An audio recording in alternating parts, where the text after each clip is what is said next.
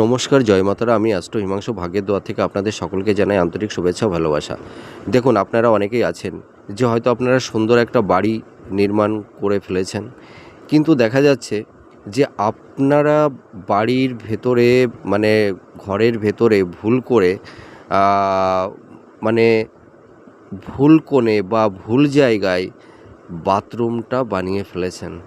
তা যদি কেউ ভুলবশত আপনারা আপনাদের ঘরের বা বাড়ির বাস্তুতে যদি পূর্ব দিকে টয়লেট বা বাথরুম বানিয়ে ফেলেন, তাহলে কিন্তু আপনাদের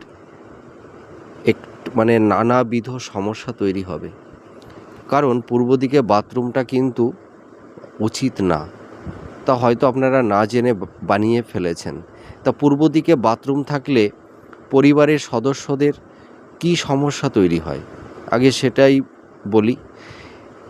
কারুর বাড়ির যদি বা বাস্তু ভিটার পূর্ব দিকে যদি কারুর বাথরুম থেকে থাকে, তাহলে সেই পরিবারের সদস্য আপনারা যারা আছেন, দেখবেন সেই বাড়ির সদস্যদের তার পাড়া প্রতিবেশীদের সঙ্গে নানাবিধ সমস্যা তৈরি হয়।